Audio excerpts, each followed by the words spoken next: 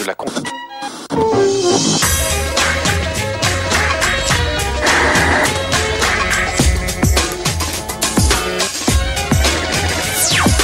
Salut à tous, samedi 12h45, c'est plus clair. Toute l'actu média, les images, nos enquêtes, les coulisses et bien sûr nos invités. Au menu aujourd'hui, comme chaque semaine, nous commencerons avec notre Média Mix. C'est l'essentiel de l'info média en images et en 5 minutes. Avec dans l'actu la dernière idée de TF1 et d'M6, des séries allemandes en fin d'après-midi. Un sondage, la cote d'amour des animateurs télé qui est numéro 1 et le nouvel habillage des chaînes de France Télévisions. Mais ce qui domine l'actualité cette semaine, c'est bien sûr la course contre la montre pour sauver Ingrid Betancourt. Comment les infos parviennent-elles aux journalistes? Comment savoir? Incertitude et inquiétude. Sur notre plateau aujourd'hui, la surprise branchée de France 3. Un chanteur barbu et underground sélectionné pour l'Eurovision. C'est Sébastien Tellier qui représentera la France. L'Eurovision New Look, à quoi ça va ressembler? Réponse en images dans Plus Clair. Jean-Pierre Foucault est aussi notre invité. Le nouveau jeu qu'il animait sur TF1 s'arrête brusquement. Au même moment, il sort un livre sur ses 40 ans de carrière. De quoi prendre du recul, et en télé il en faut.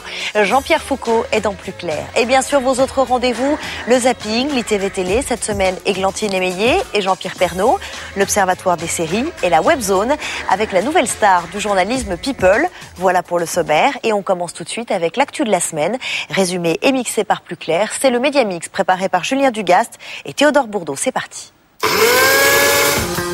Depuis lundi, pas une mais 2 nouvelles séries allemandes sont programmées en avant-soirée. Le destin de Bruno à 16h35 sur TF1 et le rêve de Diana sur M6 à 17h.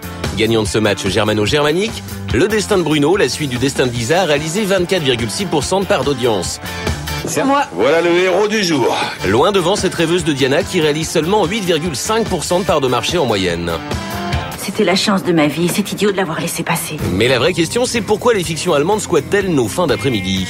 Première explication. Aux heures de grande écoute, c'est-à-dire entre 18h et 23h, les chaînes privées et publiques doivent respecter une obligation de diffusion de 60% d'œuvres européennes, sachant qu'en prime time, les chaînes, vous l'avez remarqué, ont tendance à diffuser beaucoup de séries américaines. Donc il faut compenser en mettant en avant-soirée des séries françaises ou européennes.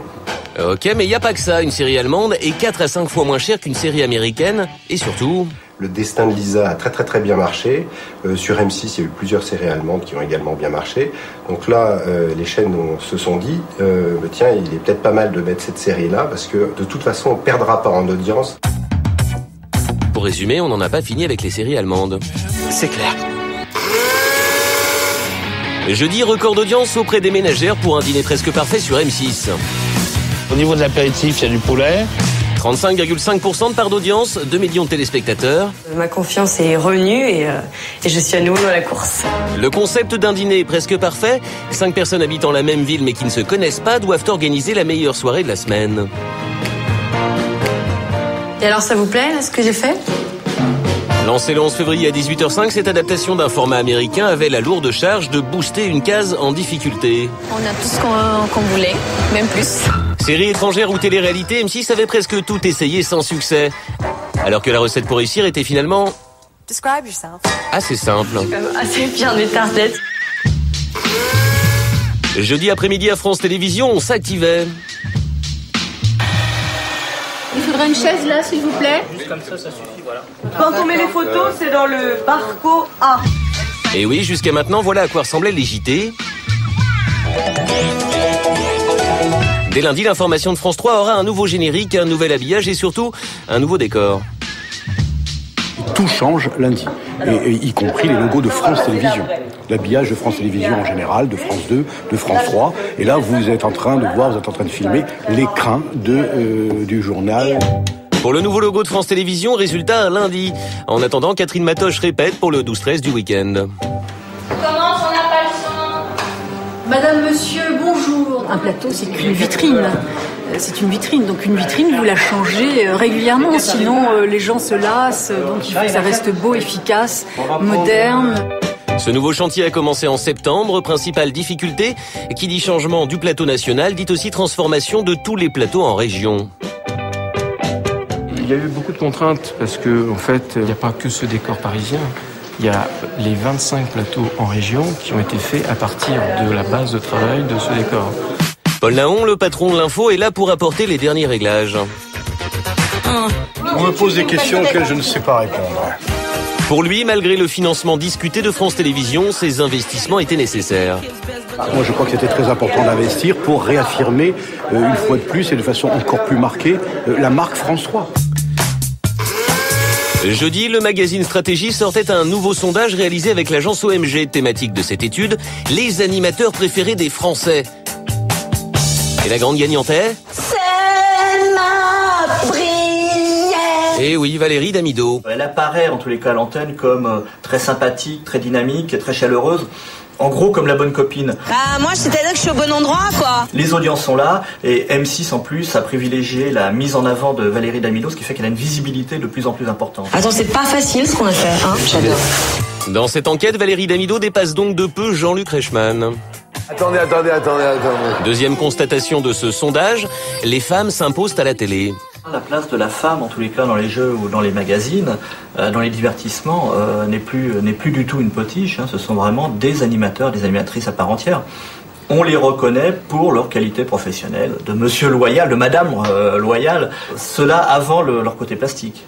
Et côté animatrice, M6 remporte la manche. Valérie Damido, Virginie Efira et Estelle Denis sont plébiscitées. France Télévisions sauve l'honneur avec Karine Le Marchand, très appréciée. Lundi, Patrick Duffy faisait son grand retour à la télé américaine. Après avoir incarné l'homme de l'Atlantide et surtout Bobby Ewing dans Dallas, Patrick Duffy anime depuis cette semaine une version customisée du bingo sur Game Show Network, une chaîne du câble pour les seniors. Deux candidats s'affrontent et répondent à des questions pour accéder à la grille finale et tenter de gagner 2 super cadeaux. Would you like to go to Puerto Rico? I would love to go to Puerto Rico. Et attention, l'homme poisson prend vraiment au sérieux sa reconversion. It's another page in my little book of experiences that I find very rewarding. Bingo for me is like the genetic source of all games. Diffusé tous les jours en prime time, ce nouveau jeu n'a pas vraiment boosté l'audience de la chaîne. Mais grande classe, Duffy n'en veut même pas aux téléspectateurs. Ingrid Betancourt est au plus mal. Intervention du président de la République française mardi, départ d'un avion humanitaire vers la Colombie, multiplication des messages suppliant les FARC de la libérer. Les informations arrivent au compte-gouttes, elles sont contradictoires. Alors comment parviennent-elles jusqu'aux journalistes? Que dire? Et comment se mobiliser? Enquête de Karima Hamzaoui. Ingrid Betancourt, dans un état jugé très grave, refuse de s'alimenter.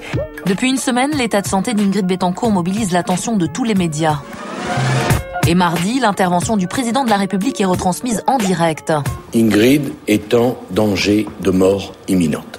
Mercredi, nous nous rendons à la conférence de presse de Lorenzo Delois Betancourt, fils d'Ingrid. Ici, lui aussi parle de la santé de sa mère. Elle est atteinte d'une hépatite B, d'une leishmaniose, qui oblige à présent une transfusion sanguine dans les heures qui viennent. Comment les proches d'Ingrid Betancourt font-ils pour s'informer de l'évolution de sa situation en Colombie ? Il y a évidemment les informations qu'on nous donne officiellement, que ce soit quand l'Élysée nous informe, le Quai d'Orsay, l'ambassadeur de Colombie sur place, les émissaires. Il y a également ensuite tout le travail d'investigation que font parfois des journalistes colombiens que, à force, on a appris à connaître très bien. Donc on sait à qui faire confiance et à qui ne pas faire confiance. Pour les médias français comme à TF1, même difficulté pour obtenir des informations sur Ingrid Betancourt. Comment on fait pour être sûr des informations qu'on a justement ? C'est parfois un peu digne d'une conversation d'espion. On se rappelle, on se contacte, on se donne rendez-vous. Mais bon, il faut toujours être au plus près des personnes qui peuvent détenir Ingrid Betancourt. Mais Mona Interman est en Colombie depuis plusieurs jours. Cette reporter de France 3 nous explique comment elle travaille sur place. Il y a des choses qu'on n'ose pas dire. Il y a même de ma part, il y a un peu d'autocensure. Les informations que j'ai, ce sont notamment auprès d'une ONG qui est en contact avec les FARC qui ont déposé les armes volontairement ou pas, avec des membres du gouvernement et avec des gens qui, ici, localement, suivent le dossier depuis très longtemps, qui connaissent bien les choses. Jeudi à Radio France Internationale, qui suit l'affaire Betancourt depuis le début, Lorenzo Valente, un des responsables de la rédaction, appelle un de ses correspondants en Colombie. Le matin, un avion a été envoyé par l'Élysée à Bogota, à son bord des membres d'une mission humanitaire. As-tu une confirmation sur le nombre de personnes à bord ? D'après nos informations, il y avait 2 délégués du gouvernement français et 2 médecins qui viennent de Paris. médicos de ese país. RFI est l'une des radios ayant le plus de contacts en Amérique latine. Pourtant, face à l'affaire Bettencourt, elle aussi est confrontée à des difficultés pour réunir des informations. Dans ces dossiers, la grosse difficulté, c'est d'avoir des vraies informations très fiables. On en est à des versions plus ou moins directes, souvent des témoins qui ont vu des témoins, etc. Il n'y a pas une certitude sur la plupart des points qui sont évoqués, car nous n'avons pas un accès direct à l'information. C'est des informations qu'on n'a pas les moyens de vérifier. Vendredi, nouveau rebondissement dans l'affaire Bettencourt. Le président du Venezuela, Hugo Chavez, a proposé sa médiation et se dit prêt à aller chercher Ingrid Bettencourt. À noter que de son côté, la sœur de l'otage franco-colombienne Astrid Bettencourt demande aujourd'hui à Nicolas Sarkozy de travailler sur ce dossier avec le président vénézuélien Hugo Chavez. Quelques heures avant, Lorenzo est venu à RFI, comme chaque semaine, enregistrer un message pour sa mère, retransmis sur les radios colombiennes. Forcément, cet enregistrement prend une tournure très médiatique. Mamita, sé que estás pasando momentos muy difíciles, pero por favor, estos de verdad son los últimos. Así que fuerza, come y cuídate. Es tu hijo que te lo pide. Courage, maman. Courage. Durant cette semaine, tout et son contraire a été entendu sur Ingrid Bettencourt. À la sortie du studio, nous demandons à son fils comment lui a fait le tri parmi toutes ces informations. C'est un tri d'informations, mais qui quand même convergent tous vers un même endroit. Lequel ? Ma mère va très mal. Et puis quand vous voyez ce que dit le président français, qui a ses sources, qui dit que maman est dans un imminent danger de mort. Demain, place de l'Opéra à 14h30, une marche blanche pour la libération de sa mère aura lieu. Ce sera l'ultime marche, nous a-t-il dit. L'Eurovision, avant, c'était l'ancêtre ringard de la nouvelle star. Aujourd'hui, l'ultra kitsch serait-il devenu ultra branché? La France mise en tout cas cette année sur Sébastien Tellier. Tellier, le chabal de l'électropop, l'ovni de la French Touch. Le 24 mai à Belgrade, il chantera son titre Divine. Et cette sélection, il la doit à Marie-Claire Mézeret, la patronne des divertissements sur France 3. Pourquoi ce choix? Quelles sont ses chances? Ils sont venus tous les deux sur le plateau de Plus Clair pour nous en parler. Bonjour. Bonjour. Bonjour et bienvenue. Bonjour Marie-Claire Mézeret, patronne des divertissements donc sur France 3. Sébastien Tellier, bonjour. Alors au départ, pour cette Eurovision 2008, on a entendu parler de Tina Arena et de l'âme. Et au final, c'est Sébastien Tellier. Alors moi, j'aimerais comprendre. Je vais répondre à cette question parce que le cheminement qui va de l'âme à Sébastien dans le choix. Mais il n'en a jamais été question de Tina Arena et de l'âme. Je ne porte pas de jugement négatif sur une rumeur. C'était une rumeur, oui. Bon. Et donc, finalement, c'est Sébastien Tellier. Pour ceux qui ne vous connaissent pas encore ou qui ne vous connaissent pas très bien, vous êtes devenu célèbre avec la ritournelle. Hein, c'est un air qui a été célèbre et riche d'ailleurs, parce que c'est un air... Non. Oui, enfin, de quoi m'acheter à manger, quoi. Voilà, vous avez été repris pour la pub d'une grande marque de cosmétiques, notamment. On est très très très loin du registre de la variété. Ça vous a surpris quand on vous a dit bon ben voilà, c'est toi qui vas faire l'Eurovision? Oui, j'étais surpris, mais j'ai tout de suite dit oui. C'est-à-dire il n'y a pas eu de moment de flottement où tout d'un coup.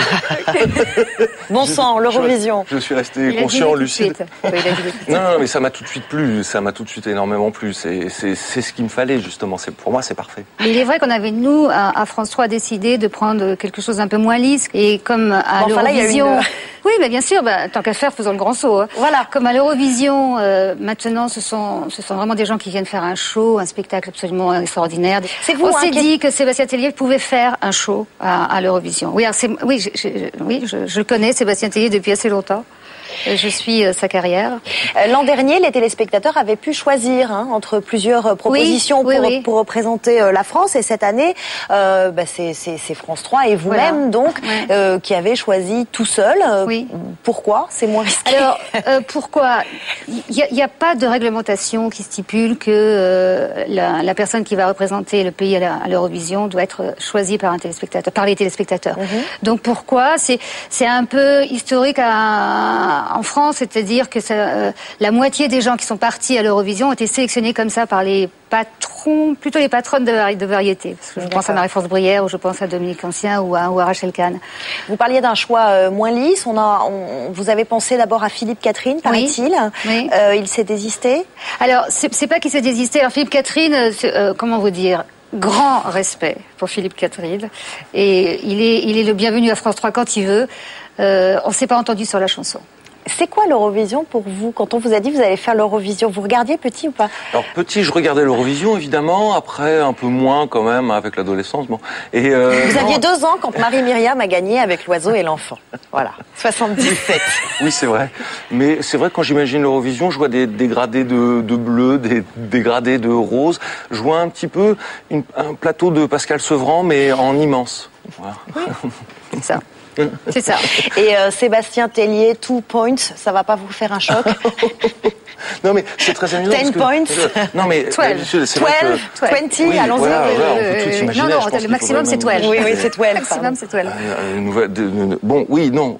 Qu'est-ce que je disais? Non, je ne disais rien. Justement, je n'ai pas fouillé juste. Alors voilà. Sébastien Tellier, 12 points. Ça vous inspire quoi? Oui, ça me parle. Est-ce que c'est comme au casino, on a des chances de gagner, mais c'est vraiment pas sûr. Oui, bon, en tout cas, vous pouvez pas faire pire que les Fatal Picard qui sont arrivés 24e l'année dernière. Si, c'est avant-dernier. On peut toujours faire pire.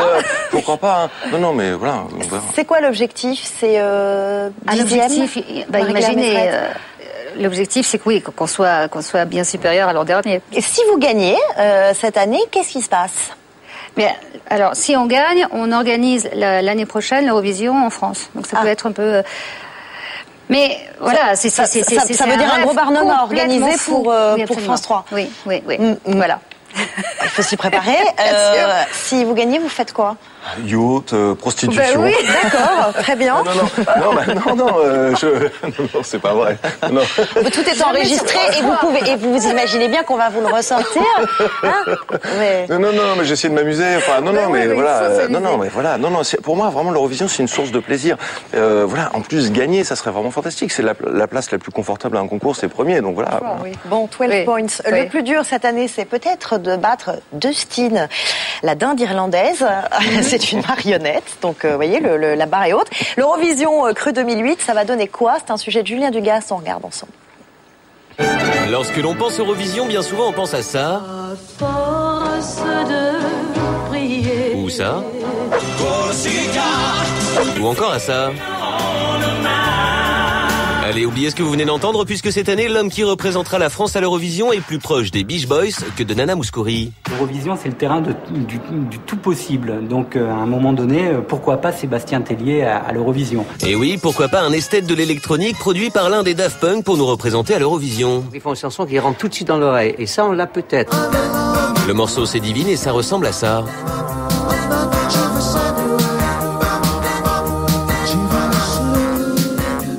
Ça le fait bien, comme on dit aujourd'hui. C'est très pop et c'est très bien. Presque entre les Roubettes et Beach Boys.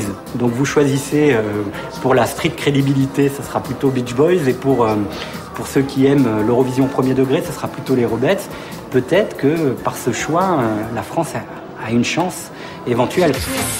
Bon, ok, mais me direz-vous pourquoi un artiste crédible irait-il se mesurer à cette candidate en course pour la Suède? Se frotter à cet espagnol déjanté? Ou encore à ce dindon, Sissi, qui représentera l'Irlande. De par sa participation, déjà, ce nom, Sébastien Tellier, cette présence incroyable, ce côté chabal de la pop, va lui ouvrir peut-être des portes dans des médias qui jusque-là ne lui étaient pas ouverts. Et oui, aujourd'hui, le grand public connaît cet érotomane électronique et ça déjà, c'est bien joué. Marie-Claire Mézareth, c'est pas franchement devenu un peu n'importe quoi cette Eurovision? Il y avait eu l'ordi là avec le hard rock Alléluia, maintenant il y a des dindes. On a l'impression que c'est un espèce de concours du show, du décalage. C'est le concours du spectacle. Et peut-être que l'Eurovision deviendra plus sympathique qu'avant en France, en tout cas avec Sébastien, peut-être. Finalement, l'Eurovision c'est presque devenu le summum du snobisme. Est-ce que c'est pas pour vous le meilleur coup de pub? Oui, si, ça m'emmène effectivement vers le populaire. C'est ça qui est bien pour moi aussi, même si j'ai dit oui vraiment immédiatement sans la moindre réflexion. Mais ça m'emmène vers des sphères que je connaissais pas et ça me sort de là où j'étais pas forcément à l'aise, où j'étouffais un petit peu. Donc c'est vrai que pour moi c'est une chance tout simplement. Il y a eu un effet annonce de la participation à l'Eurovision sur les ventes de disques. Ça je sais pas. Par contre on me reconnaît dans la station-service. Il y a eu un effet, oui. Et ça c'est vraiment le signe que c'est le succès assuré.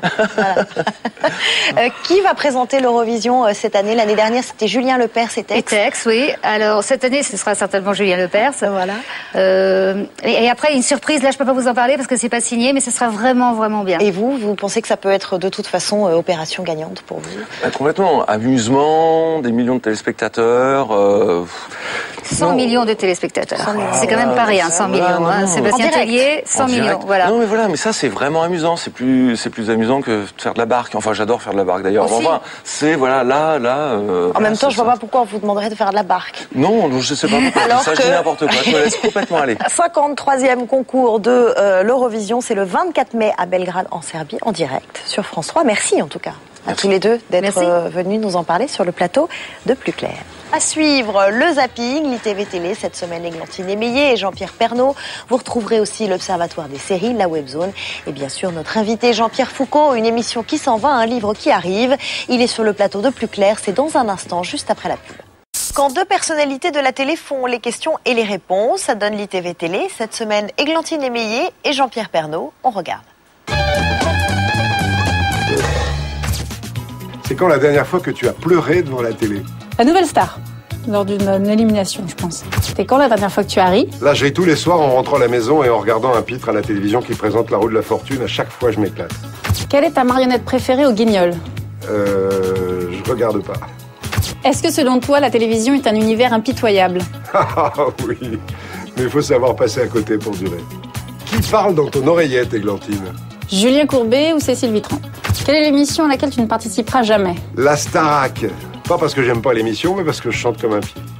Chante-moi ton générique de télé préféré. Sous le soleil. C'est pour ça que j'irai pas à la Starac. Avec quelle personnalité, Églantine, t'a-t-on déjà confondu? Virginie Ledoyen, Inès Sastre. Quelles sont les initiales de ton pire ennemi dans le PAF? Je peux en dire deux. DS et GC. C'est pas des ennemis, mais c'est des gens que moi, j'aime pas. Si Nicolas Sarkozy était animateur télé, quelle émission présenterait-il? Sans aucun doute, parce que je le vois très bien, un peu comme Courbet en Zorro de la télé. Églantine, quelle est ta série télé préférée? Lost. Quelle animatrice, Jean-Pierre, ou animateur du PAF, embrasserais-tu sur la bouche? Là, j'ai de la chance parce que ma femme est présentatrice sur IDF1 depuis quelques jours, donc Nathalie. Quelle est la critique qui t'a le plus blessé?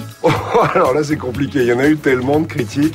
Celle qui me blesse le plus, c'est quand on dit que je suis à la botte de quelqu'un alors que je me suis toujours battu pour mon indépendance. Si la télé était un objet, ce serait quoi? Ça n'en est pas déjà un. As-tu un rituel avant de passer à l'antenne? Et lequel? Avant de passer à l'antenne, pour tout vous dire, je vais faire pipi et puis j'éteins mon portable, c'est tout. Quelle est selon toi l'émission la plus idiote du PAF? Il y en a plus. Il y en a une il y a quelques années. Maintenant, il fait de la radio, le gars qui l'a présenté. Voilà, interview croisée réalisée par Alexandre Pérez. Vous retrouverez Églantine Émeillé et Jean-Pierre Pernaut le vendredi 11 avril à 20h50 pour Le Monde à l'envers. Le plus surprenant, le plus insolite et aberrant des JT. À ma droite, les Griffins, Family Guy en VO, une série d'animation qui cartonne depuis 9 ans aux États-Unis. À ma gauche, Star Wars, la guerre des étoiles, déjà parodiée des milliers de fois. Et quand les Griffins tombent du côté obscur de la force, ça donne une rencontre burlesque et trash. Le DVD sort cette semaine en France. Vincent Calvet.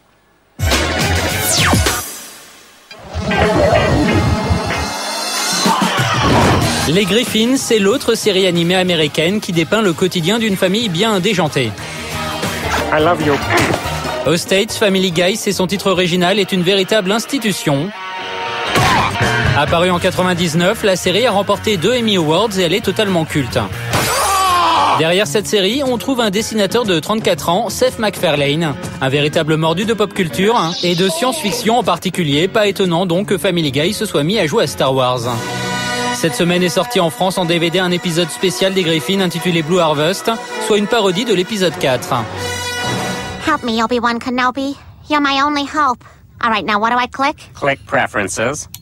Okay, I clicked Preferences. Now go to Default Media Browser. Okay, there's a little hourglass, and it's not letting me do anything. It says buffering. Une parodie qui reprend fidèlement la structure de l'original, avec la petite touche Family Guy en plus. Un remake bien particulier de la Guerre des Étoiles, approuvé par George Lucas en personne. I've hidden the plans in one of these 26 briefcases. Okay. I'm feeling number 40. Let's go with number 40. Du coup, Seth MacFarlane a pu réaliser un de ses rêves, rencontrer Monsieur Lucas, et on ne sait plus lequel des deux est le plus fan de l'autre. Vous regardez beaucoup la télé? Il y a des choses qui vous plaisent? La seule chose que je regarde, c'est les Griffins. Je suis content d'être venu. Et aussi de vieux épisodes de Jackass. En France, on pourra retrouver les Griffins à la fin du mois sur la chaîne Paris Première.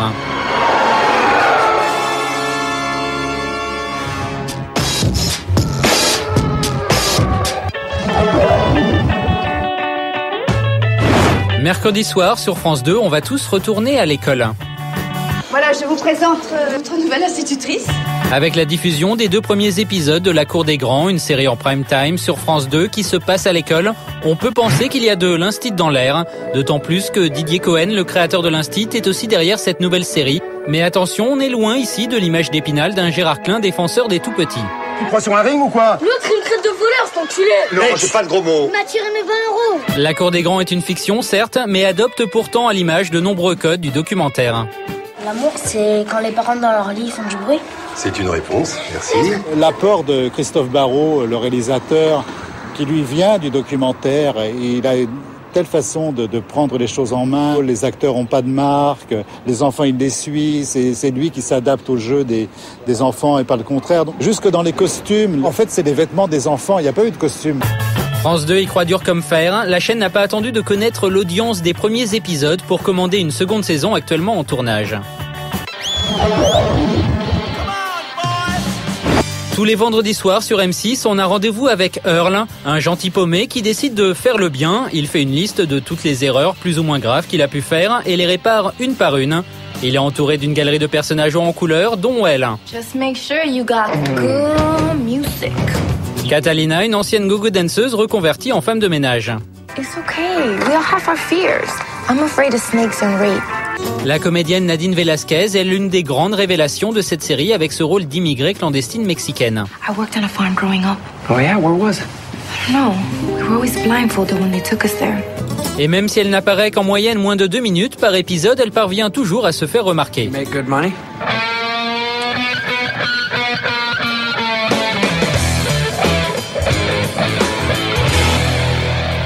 I'm guessing that's a yes. Pas étonnant que pour promouvoir sa soirée comédie, la chaîne américaine NBC ait pensé à elle pour ce spot internet. Some of my friends are confused about what the internet is for, but I know exactly what it is for.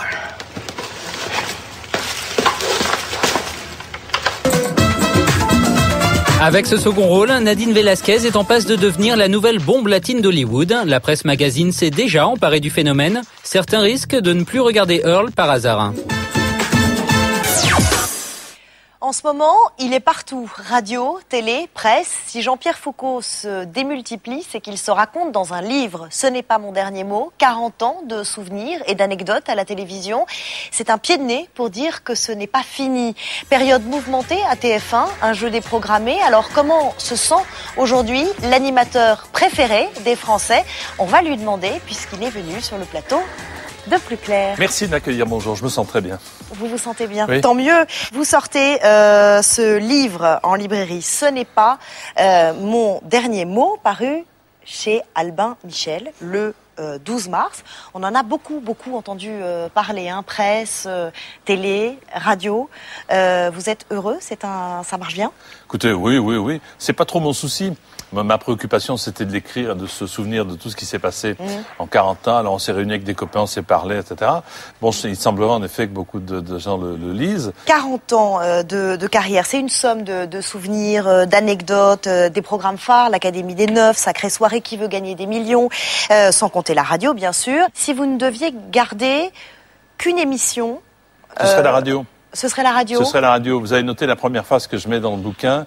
C'est une phrase d'un humoriste chansonnier qui s'appelait Pierre-Jean Vaillard, qui était talentueux. J'adore la télé. J'adore la télé. Quand je ferme les yeux, c'est presque aussi bien que la radio. Mon métier, c'est la radio. J'ai commencé très tôt à RMC. Je faisais RTL depuis de nombreuses années, tous les matins en direct. Je ne peux pas me priver. J'ai du mal à me priver de ce lien avec l'auditeur chaque jour, de jouer une pièce non écrite comme ça. Je trouve que c'est sympa. Voilà. Vous êtes finalement, malgré le succès, malgré votre immense popularité, assez sensible aux critiques. Par exemple, vous revenez à travers plusieurs pages, plusieurs lignes, aux guignols, ou par exemple à certains articles comme celui d'un journaliste qui parlait de sacrée soirée en ces termes, il disait sacrée soirée, sacrée purée. Ces mots-là, vous ne les avez pas oubliés? Non, les guignols, c'est différent. Les guignols, je l'accepte, même si parfois ça fait pas plaisir, même si parfois ça fait beaucoup rire, même à ses dépens, je l'accepte parce que c'est la règle. Lorsqu'on fait un métier public, c'est le revers de la médaille. Voilà, on est là pour être brocardé, secoué, remué, et parfois ça aide. Mais les critiques gratuites, en disant qui je vais m'offrir cette semaine, qui je vais me payer. Il m'est même arrivé d'avoir une critique sur une émission qui n'est pas passée. Moi, je fais mon métier sans aucune arrière-pensée. Avec ça vous a blessé? Oui, l'arrière-pensée de le faire bien, ce métier, et de le faire pour faire plaisir, etc. Et il y a des gens qui, quoi qu'il arrive, quoi que vous fassiez, trouvent que c'est mal. Vous savez pourquoi c'est mal? Parce que ça marche et parce que c'est populaire. Donc, c'est suspect. Si ça marche, si ça marche pas et si c'est impopulaire, c'est génial. À l'occasion de la sortie de ce livre, vous avez été invité absolument partout. On a compté pour l'instant une quinzaine d'invitations à la radio, une douzaine pour la télé, sans compter les interviews à la presse. C'est impressionnant. Est-ce que vous n'en avez pas un peu marre? C'est pas fatigant Mais non, parce que, vous savez, c'est toujours intéressant de faire partager ce qui vous a plu. Qu'est-ce qu'on fait quand on fait un dîner entre amis, par exemple? Chez vous, quand vous recevez, quand je reçois, on raconte quelque chose. On a envie de faire partager à quelqu'un. Moi, mon métier, déjà, c'est de faire partager à la radio, à la télévision. Et si, en plus, le partage peut rester entre les mains, parce que tout ce qu'on dit s'envole, disparaît. On garde pas les cassettes des émissions ou les DVD des émissions. En revanche, un bouquin, on peut le feuilleter et se souvenir. La promo, je sais que c'est un mot que vous n'aimez pas, et pourtant, vous n'arrêtez pas depuis le 12 mars. Entre le livre, dans les émissions des autres, et vos propres émissions, vos journées sont bien remplies. Exemple, nous vous avons suivi mardi, Laetitia Krupa. Ah, je suis attendu, mais c'est pas par la bonne chaîne de télé. Vous venez avec moi, je vous montre. 9h, Jean-Pierre Foucault arrive dans les studios de France 2. Il est invité par Sophie Davant pour son dernier livre. Mais attention, ne lui parlez pas de promo. J'aime pas dire la promotion. Comment on dit alors? Je suis invité d'une émission de télévision. Le hasard fait que l'opportunité excellente fait que j'ai sorti un livre. Il est ici en ami, donc la bise à Françoise Laborde et un petit échange de compliments avec William Lémergie. Je regarde depuis que je suis petit, voilà. Jean-Pierre est le présentateur favori de ma grand-mère. Et un des secrets de sa grande popularité, c'est la politesse. Merci. L'extrême politesse même. Merci. Son livre est sorti depuis 15 jours et depuis 15 jours, c'est le grand marathon médiatique pour la promo. Allez Jean-Pierre, on peut le dire, promo? Si ça vous fait plaisir, oui, je suis en promo. Mais En même temps, vous n'en avez pas beaucoup besoin. Si, il ne faut jamais dire ça. Ah ouais, votre nom suffit, non? Ah non, si mon nom suffisait, je ferais des pâtes, du riz, des œufs. Non, ça suffit pas, détrompez-vous. Pourtant, à chaque interview, c'est la même idée que l'on retient de son livre, 42 ans de carrière, quand même. Nous accueillons avec plaisir le très très grand, celui que le monde entier nous envie, Jean-Pierre Foucault, qui est là avec nous ce matin, mesdames et messieurs, pour nous parler de sa carrière, de toutes les anecdotes de sa carrière. 40 ans de carrière quand même, et un nombre d'émissions de télé et de radio incroyables. Nous fera le plaisir d'être avec nous dans quelques instants. Ça met l'impression, Jean-Pierre, même après 40 ans de carrière, quand on est lancé comme ça avec aussi... Oui, parce qu'elle est trop gentille. Elle est trop gentille, elle a à peine forcé le trait. 41 ans de carrière, Jean-Pierre. Oui. Donc des kilos, des dizaines de kilos de bandes à l'INA, donc les archives de la télé. J'aurais préféré le terme mètre à kilo, si ça vous ennuie pas. 10h30, arrivé à RTL. Je suis sûr que moi je me suis pas trompé de radio. Pour animer La Bonne Touche, son émission quotidienne avec Cyril Hanouna. Ça commence maintenant. 3-2-1-0, le standard est ouvert maintenant si vous voulez devenir le challenger de Martin. Mais mardi, c'était le 1er avril et son équipe lui avait préparé une surprise. L'émission est noyautée par un groupe d'improvisation théâtrale avec un photographe très collant. Ce n'est qu'à 12h30, à la fin de l'émission, que Cyril Hanouna lâche l'info. L'émission, aujourd'hui, était un poisson d'avril. Bravo. Là, il m'a énervé. Et pour Cyril Hanouna, ça fait quoi de travailler avec un des piliers du PAF? Quand on a comme ça un monsieur qui travaille depuis 40 ans... Ça va, je suis un jeune mec, merde. Un jeune mec. Non, c'est un petit peu le leitmotiv d'aujourd'hui. C'est votre leitmotiv, 40 ans. À chaque fois que le jeune dans l'équipe, c'est Jean-Pierre. Il n'a pas besoin d'en faire trop. Donc Jean-Pierre, et c'est déjà Jean-Pierre Foucault, déjà, voilà, c'est une institution. Donc avec quelqu'un d'autre, je pense pas que ça aurait aussi bien. 14h15, les interviews continuent. Cette fois, Jean-Pierre Foucault est invité par Laurent Boyer. Et là encore, on parle de sa longévité professionnelle. C'est combien d'années de carrière, mon 42. Là. T'inquiète pas, elle va me le dire 20 fois encore d'ici. Petit con. 42 ans de carrière, mon pote, qu'est-ce que tu veux?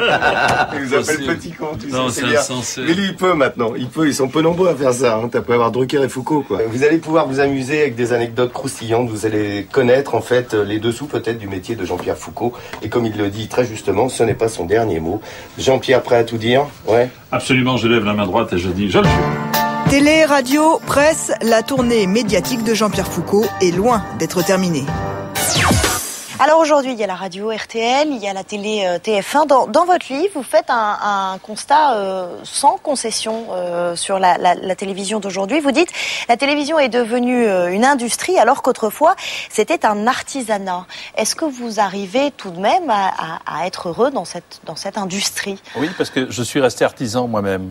Je n'ai pas voulu être producteur, aller vendre tel ou tel projet à telle ou telle chaîne de télévision. J'ai tenu à rester artisan dans ce monde qui est devenu industriel. Mais vous regrettez, ceci dit, la façon dont elle peut fonctionner, cette télé industrielle. Vous dites aujourd'hui, on ne laisse plus pousser les tomates.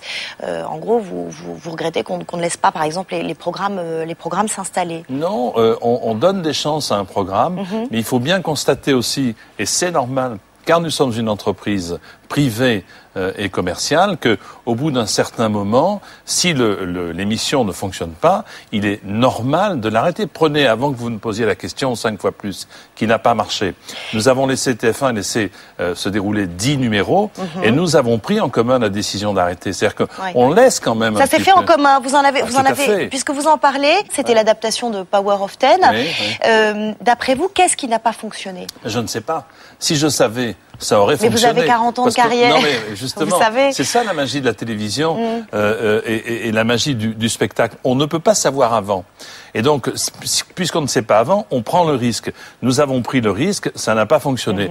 C'est pas très grave. Le jeu américain original Power of Ten a été déprogrammé. Oui. Est-ce que ça ne veut pas dire que le concept n'était pas bon? Non, parce qu'il y a des pas du tout, parce qu'il y a des programmes qui fonctionnent dans un pays qui ne fonctionnent pas dans d'autres. Il y a des pays dans lesquels qui veut gagner des millions n'a absolument pas fonctionné. Donc il n'y a pas de règle. Vous avez une très longue relation de confiance avec TF1. 22 ans. Vous le rappelez dans le livre, vous parlez énormément de 21 ans avec TF1, je me suis très bien entendu avec Patrick Lelay et Étienne Moujat, évidemment. C'est le cas aussi aujourd'hui avec Nonce Paolini. C'est le cas également aujourd'hui avec Nonce Paolini, avec lequel j'ai une grande complicité. Et avec Martin Bouygues. Donc, je suis bien dans cette maison et j'ai la prétention de pouvoir dire que c'est de la mienne. Et juste quand c'est votre maison, quand il y a une telle relation de confiance et quand un jeu que vous animez ne marche pas, comment ça se passe à TF1? Comme pour tout le monde. Vous en discutez? Comme pour tout le monde, on m'appelle, je discute, je prends parfois même les devants en disant ça marche pas, on est déçus, nous sommes... Là, c'est ce qui s'est passé, c'est vous qui avez pris les devants? Oui, l'image que vous avez des relations internes TF1 n'est pas très bonne, mais elle est... Non, j'ai pas d'a priori, c'est juste savoir comment ça se passe en coulisses. Elle est tout à fait logique, elle est humaine. Hein. En bonne intelligence, on a fait le constat, on a dit ça marche pas. C'est vous qui avez fait le constat, ça marche pas. On va attendre un petit peu, puis avec TF1, on s'est dit on va trouver une solution. Vous vouliez pas continuer un jeu qui visiblement... c'est pas possible, c'est pas possible. Voilà. C'est pas raisonnable. Nous sommes là pour fabriquer et présenter des programmes qui fonctionnent. Il y en a un qui fonctionne, c'est Qui veut gagner des millions. Oui. Ça revient. C'est reparti, ça y est. Le lundi 14 avril, j'imagine que là c'est un plaisir, surtout quand il y a eu un petit... Un vrai bonheur. C'est du béton qui veut gagner des millions. Là faut jamais dire ça, parce que faut jamais dire ça, même chez Bouygues. faut jamais dire ça. Ça fonctionne. Nous revenons, j'espère que ça va fonctionner. Nous sommes là pendant un certain nombre de semaines. Et en tout cas, moi, je prends toujours autant de plaisir à l'animer qu'au début. Il y a déjà 8 ans, vous vous rendez compte? Alors, vous êtes le premier à dire qu'il n'y a pas de recette. Exemple, le retour de Sacrée Soirée. Juste avant la soirée spéciale 20 ans, c'était le 19 décembre dernier. Vous juriez même que c'était exceptionnel. Mais visiblement, TF1 n'est pas insensible aux 6,9 millions de téléspectateurs qui se sont massés ce soir-là. Et donc, on parle d'un retour. Alors, est-ce une rumeur ou pas? Y aura-t-il un sacré soirée avant l'été ou à la rentrée? Je suis incapable de vous le dire. Ma recommandation, c'est non. Pourquoi? Parce qu'on ne refait pas le passé. Si maintenant on me propose une émission de divertissement qui a un cousinage, mais qui ne sera pas Sacré Soirée, qui pourrait être un Sacré Soirée 2008 différent, je veux bien. Mais refaire Sacré Soirée étant une marque très forte, je ne veux pas tromper celles et ceux qui se sont attachés à la marque. Voilà, c'est clair et net. J'en discute encore avec Gérard Louvain et justement, avec vous avez étudié quel scénario Pardon? Vous avez étudié quel scénario avec TF1? Ah, moi, j'ai étudié aucun scénario. Moi, on me demande, une fois que le scénario est prêt.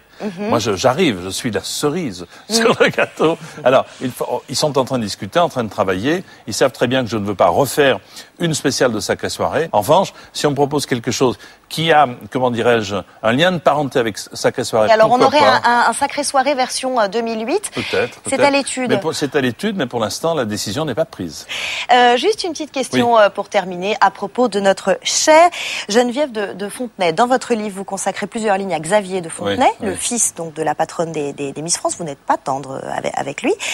Et cette semaine, Geneviève de Fontenay vous reproche de ne pas... en gros, vous étiez invité à l'émission. Invité chez Ruquier. Voilà. Et il a fait une photomontage avec le fils de Fontenay avec Miss France. Avec Valérie Bègue, Miss France 2008, nue. Bah. C'était un photomontage. Vous avez rigolé sur le plateau, ça vous a fait rire. Bien sûr, bien sûr. Et elle vous reproche de ne pas avoir pris leur défense. J'accepte la dérision puisque j'accepte l'autodérision.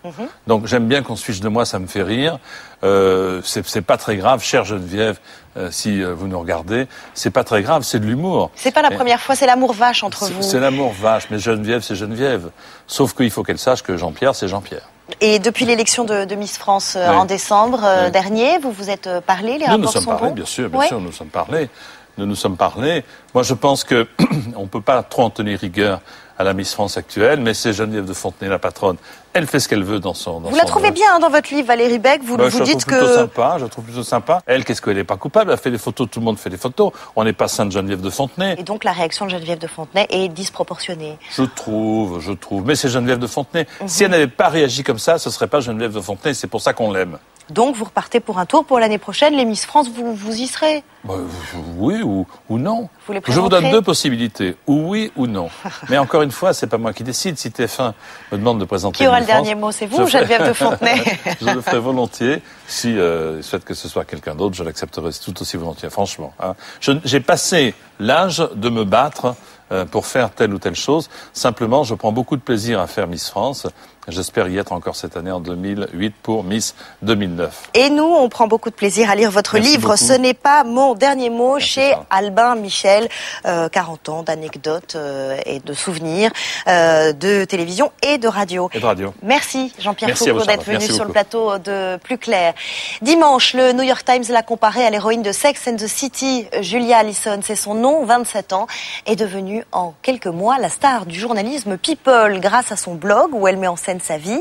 Les shows télé se l'arrachent. Alors comment devient-on la Carrie Bradshaw du net? Théodore Bourdeau. Quoi neuf dans la webzone?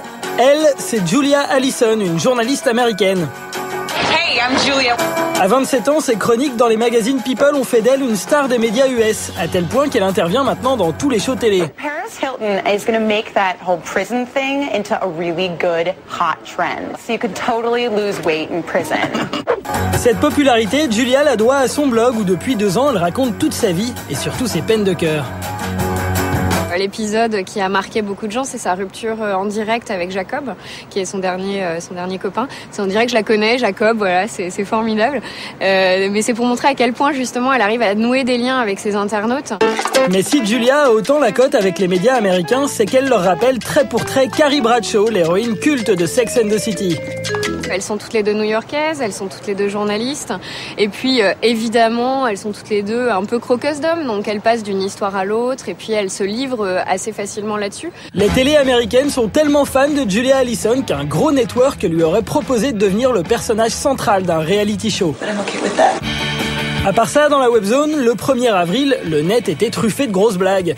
On a fait pour vous un top 3 des meilleurs poissons d'avril. 3e, le sélectionneur de l'équipe de France, Raymond Domenech, avec 7 vidéos sur le site de la Fédé. À quoi ça sert d'envoyer une équipe de France à l'Euro qui ne sera pas compétitive? Le mieux, c'est dire on n'y va pas. Numéro 2, les patrons de Google qui annonçaient mardi qu'ils s'associaient avec Virgin pour envoyer des internautes dans l'espace. We're going to select the very first settlers of the planet Mars.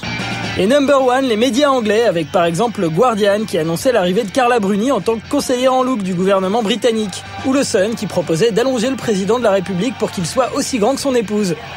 Quant à la BBC, elle a diffusé 7 bandes annonces sur le net. These little fellas could do something no other penguins can.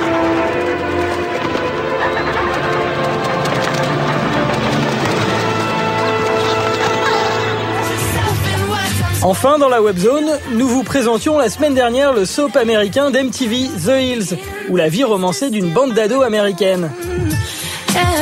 Sur le net, le site humoristique Heavy.com a décidé de tourner la série en dérision. La parodie s'appelle Over the Hills, un remake de la série en version 3e âge. Well, let's go roll up on her. What? Let's go roll up on her right now. Des scènes de la série originale sont jouées mot pour mot par des acteurs seniors. I want to spend the rest of my life with you. I love you. I love you more. I really do. Et si les jeunes cartonnent sur le petit écran, les vieux se défendent bien sur le net. Les épisodes d'Over the Hills ont été visionnés plus de 450 000 fois. Voilà, Plus Clair, c'est fini. Je vous retrouve la semaine prochaine pour un numéro de Plus Clair exceptionnel. Une journée dans les coulisses de Canal+, l'envers du décor des émissions, les confidences des animateurs. C'est samedi prochain à 12h45. En attendant, vous pouvez retrouver le meilleur de Plus Clair sur canalplus.fr. À la semaine prochaine et d'ici là, ouvrez grand vos yeux.